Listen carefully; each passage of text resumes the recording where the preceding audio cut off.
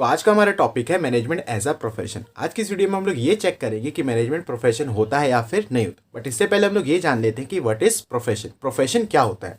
एक ऐसा काम जिसको करने के लिए हमें स्पेशल नॉलेज या फिर स्किल की जरूरत है और साथ ही में यहाँ पर एंट्री पर प्रतिबंध लगा हो, यानी हर व्यक्ति उस काम को परफॉर्म नहीं कर सकता। तो ऐसे काम को हम लोग प्रोफेशन कहते हैं, यानी कि पेशा कहते हैं। फाइनली इसने पहली बार बकवास नहीं करी। खैर, जो व्यक्ति स्पेशल नॉलेज वाली एक्टिविटी को परफॉर्म करता है, यानी प्रोफेशन वाली एक्टिविटी को परफॉर्म करता है, उसको हम लोग प्रोफेशनल कहते हैं, हिंदी में पेशेवर कहते हैं। ये तो ही डेफिनेशन की बात, बट इन रियलिटी प्रोफेशन के 5 फीचर्स होते हैं। यानी कि अगर आपको किसी भी एक्टिविटी को प्रोफेशन कहना है तो उसके अंदर 5 फीचर्स होने चाहिए। अगर उसके अंदर ये 5 फीचर्स हैं तो वो प्रोफेशन है, अदरवाइज ये आदमी नहीं मानने वाला भाई। तो कोई भी बात तो डेफिनेशन से पूरी होने ही नहीं देगा। 5 फीचर, 3 फीचर, 2 फीचर लेके आएगा ही। ये पुरुष नहीं है, महापुरुष है। तो अभी हम लोग डॉक्टर और लॉयर को लेके चलते हैं और देखते हैं कि क्या इनका काम प्रोफेशन है या फिर नहीं है, यानी कि क्या ये दोनों प्रोफेशन के 5 फीचर्स के ऊपर खरे उतरते हैं या फिर नहीं उतरते। अच्छा। Number 1, well defined body of knowledge. जितने भी प्रोफेशंस होते हैं उनके खुद के प्रिंसिपल्स होते हैं, नॉलेज होती है जो कि एक्सपेरिमेंट बेस्ड होती है, और साथ ही में एक प्रोफेशनल बॉडी होती है जो उनको एजुकेशन एंड ट्रेनिंग प्रोवाइड करती है ताकि वो उस नॉलेज को गेन करके प्रोफेशनल बन जाए। अच्छा। फॉर एग्जाम्पल के लिए AIIMS, all India institute of medical sciences, एक गवर्नमेंट बॉडी है जो कि डॉक्टरी के कोर्स के लिए आपको एजुकेशन एंड ट्रेनिंग प्रोवाइड करती है।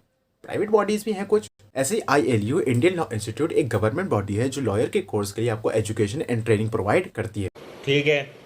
नंबर 2 बहुत इंपॉर्टेंट है, रेस्ट्रिक्टेड एंट्री। कोई भी जो प्रोफेशन वाला काम है उसकी एंट्री पर जो है रेस्ट्रिक्शन लगी हुई, मतलब कोई भी मुंह उठा के प्रोफेशन वाला काम नहीं कर सकता। आपको प्रोफेशन वाला काम करने के लिए मिनिमम एजुकेशनल क्वालिफिकेशन या फिर डिग्री होनी चाहिए। अगर आपके पास वो डिग्री या क्वालिफिकेशन मिनिमम वाली नहीं है तो आप प्रोफेशन वाला काम नहीं कर सकते। इस बात को एग्जाम्पल से समझो। सर मेरे पेट में च्युइंगम चली गई है थोड़ी सी। चिंता ना करो, आप एकदम सही जगह आए हैं। ठीक है, आओ बेटा, हम तुम्हें ऑपरेशन करना सिखाते हैं। पर मैं तो कॉमर्स का हूँ। कोई बात नहीं, हम तुम्हें जैसा जैसा बता रहे हैं वैसा वैसा करते जाओ। ठीक है। ये केला लो और इस आदमी का पेट फाड़ो। केले से पेट कौन फाड़ता है भाई? लगता है ये आदमी साउथ की मूवी देख के आया है। इससे पहले ये दोनों बाप बेटे मेरे को जान से मार दे, को निकलना पड़ेगा यहाँ से। बेटा हमारे बाद हमारे लॉयर का ऑफिस तुम संभाल। पर पापा मेरे पास तो लाइसेंस ही नहीं है आपका। बड़ी दिक्कत है यार हमारे काम में, मतलब हमारा खुद का बेटा हमारे काम में नहीं आ सकता लाइसेंस की वजह से, पढ़ाई की वजह से। यही तो खासियत है प्रोफेशन की, restricted entry. Number 3, professional association. जितने भी प्रोफेशनल है वो किसी न किसी प्रोफेशनल एसोसिएशन के साथ एफिलिएट हुए होते हैं, यानी कि जुड़े हुए होते हैं। अरे कहना क्या चाहते हो? दरअसल प्रोफेशनल एसोसिएशन एक बॉडी है, या फिर आप ऐसे समझ सकते हैं एक ऑर्गेनाइजेशन है जो इन प्रोफेशनल्स को रेगुलेट करने का काम करती है, यानी कि कंट्रोल करने का काम करती है, उनको लाइसेंस देने का काम करती है, उनके लिए रूल्स एंड रेगुलेशंस बनाती है, और इन लोगों को यानी प्रोफेशनल्स को इन रूल्स एंड रेगुलेशन को फॉलो करना पड़ता है।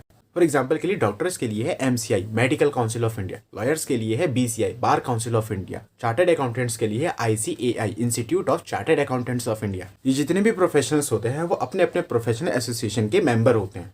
Number 4, ethical code of conduct. ये एक्चुअली रूल्स एंड रेगुलेशंस हैं जो कि प्रोफेशनल्स को मानने पड़ते हैं, और इन रूल्स एंड रेगुलेशंस को बनाने की जिम्मेदारी किसकी है? प्रोफेशनल एसोसिएशंस की। ये रूल्स एंड रेगुलेशन कैसे होते हैं ये आपको मैं एग्जांपल से समझाता हूँ। सर हमारे भाई का एक्सीडेंट हुआ, जल्दी से कुछ करिए प्लीज। अच्छा दिखाओ जरा। हाँ, हार्ट बीट तो चल रही है इसकी। इसको कहो लाइन लगाए, अब फॉर्म भरे जल्दी से, और अगर साइन नहीं कर सकता तो अंगूठा लगाते, उसके बाद ही इसका ऑपरेशन चालू होगा। सर इतने में अगर कुछ हो गया तो? हम कुछ नहीं कर सकता, ये नियम है, नियमों को फॉलो करना पड़ेगा। तो कुछ हो जाए, हमारा क्या जा रहा है इसमें। सर कर दिया प्लीज, अब जल्दी शुरू कीजिए प्लीज। ओह, इन महाशय की तो टंगड़ी टूट गई है। देख रहे हो दया, ये बड़ा ही गंभीर मामला है।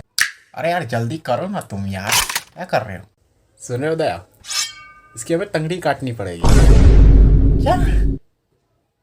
चलो कोई बात नहीं, जिंदा तो रहूंगा कम से कम। सर एनेस्थीसिया तो दोगे ना, बेहोश करके ही तो काटोगे ना। अबे तो हमको हमारा काम सिखाएगा? चुप एकदम। दया चाकू लो हमारा।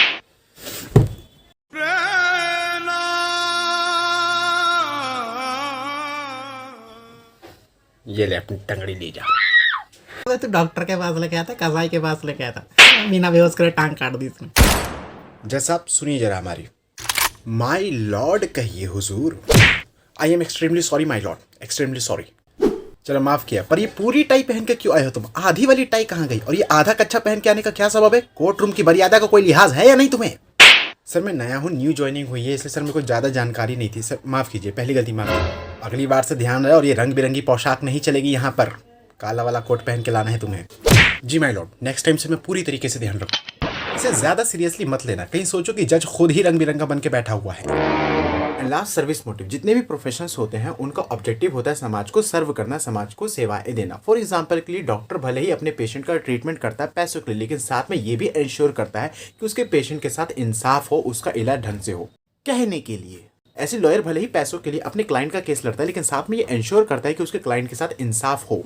कहने के लिए हाँ, पता है सारे के सारे डॉक्टर्स और लॉयर बुरे नहीं होते, बट सारे के सारे अच्छे भी नहीं होते। तो डॉक्टर लॉयर वगैरह प्रोफेशन है या नहीं है, क्रॉस चेक करके बताओ। Well defined body of knowledge है, रिस्ट्रिक्टेड एंट्री है, कोई भी मुंह उठा के काम नहीं कर सकता। प्रोफेशनल एसोसिएशन है, एथिकल कोड ऑफ कंडक्ट है, रूल्स एंड रेगुलेशन तो मान नहीं पड़ते, और लास्ट में सर्विस मोटिव है, वो भी है। तो ये प्रोफेशंस हैं। यानी मेरा काम भी एक प्रोफेशन ही है, क्योंकि हर किसी में उंगली करने के लिए एक स्पेशल स्किल चाहिए होती है और हर किसी के पास ये स्किल नहीं होती। हमें चेक करना है कि मैनेजमेंट प्रोफेशन है या फिर नहीं है। तो number 1, well defined body of knowledge management के केस में है IIMs, Indian institute of managements हैं, जो आपको ट्रेनिंग एंड एजुकेशन प्रोवाइड करते हैं। रेस्ट्रिक्टेड एंट्री मैनेजमेंट के केस में नहीं है, आपको मैनेजमेंट करने के लिए किसी भी तरह की डिग्री और क्वालिफिकेशन की जरूरत नहीं है, आप अपने बिजनेस का मैनेजमेंट अपने तरीके से कर सकते हो। प्रोफेशनल एसोसिएशन मैनेजमेंट के केस में है IMA, all India institute of management association. उसके बाद एथिकल कोड ऑफ कंडक्ट की कोई ज़रूरत नहीं है, आपको रूल्स एंड रेगुलेशन फॉलो करने की ज़रूरत नहीं है, क्योंकि भाई कोई डिग्री ही क्वालिफिकेशन नहीं है, किसका रूल्स एंड रेगुलेशन मानोगे आप। और उसके बाद लास्ट में क्या था, सर्विस मोटिव। तो सर्विस मोटिव है, मैनेजमेंट में हम लोग समाज की सेवा करते हैं। मैनेजमेंट का ऑब्जेक्टिव्स में हमने सोशल ऑब्जेक्टिव्स पढ़ा हुआ है। मैनेजमेंट प्रोफेशन बना क्या, नहीं बना, क्योंकि वो ethical code of conduct and the restricted entry वाले फीचर्स को होल्ड नहीं करता, तो मैनेजमेंट प्रोफेशन नहीं है।